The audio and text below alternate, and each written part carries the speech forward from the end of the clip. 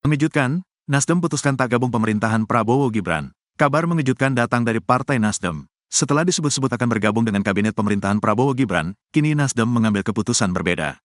Partai besutan Surya Paloh itu memutuskan tidak gabung pemerintahan Prabowo Gibran. Seperti diketahui, Prabowo Subianto dan Gibran Rakabuming Raka akan dilantik sebagai Presiden dan Wakil Presiden RI pada tanggal 20 Oktober tahun 2024.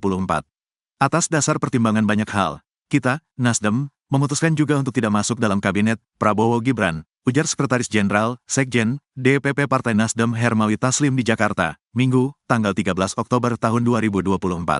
Ia mengatakan kontribusi Nasdem dalam berbagai hal jauh lebih penting daripada masuk ke dalam kabinet Prabowo Gibran. Pikiran-pikiran kita, kontribusi kita terhadap berbagai hal itu akan jauh lebih berarti daripada secara fisik kita masuk, ujarnya. Meski begitu, Hermawi menekankan, Nasdem tetap akan mendukung dan membantu pemerintahan Prabowo Gibran ke depan. Tapi kita bagian tak terpisahkan dari pemerintahan ini, tegasnya. Ia juga mengaku Prabowo sempat menanyakan perihal Nasdem yang tidak mengusulkan kandidat menteri. Pak Prabowo pernah bilang, Nasdem kok belum kasih masukan nama? Kita diam saja, ucapnya. Jadi ini bukan soal menolak atau menerima, tapi sikap Nasdem adalah memberikan kontribusi lain selain menempatkan orang di kabinet, jelasnya. Seperti diketahui, Nasdem adalah satu dari 3 partai politik yang tidak mengusung Prabowo Gibran di Pilpres 2024.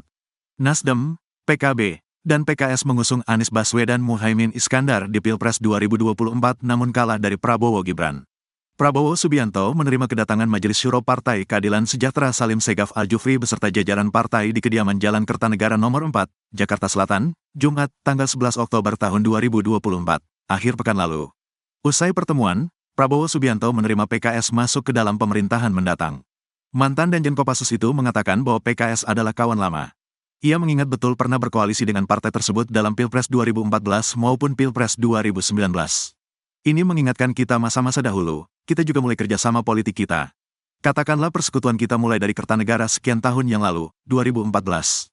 Terpisah, Pelaksana Harian Presiden Partai Keadilan Sejahtera, PKS, Ahmad Heriawan, AHER, telah menyiapkan daftar nama kader partainya yang masuk dalam jajaran kabinet Prabowo Subianto.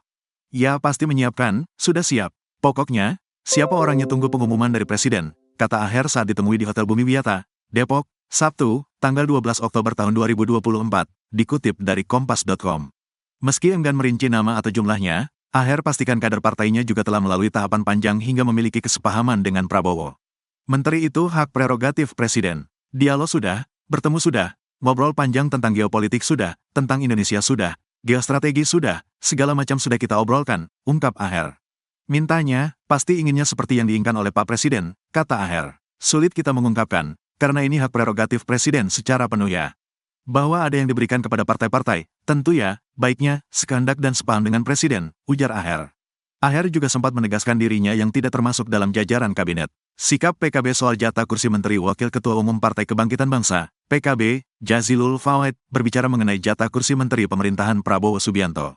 Sebab beredar kabar PKB akan memperoleh 2 kursi menteri. Menurut Jazilul, perihal menteri merupakan kewenangan Prabowo selaku presiden terpilih. Ia berujar pada prinsipnya PKB mengikuti aja apa yang dimandatkan kepadanya.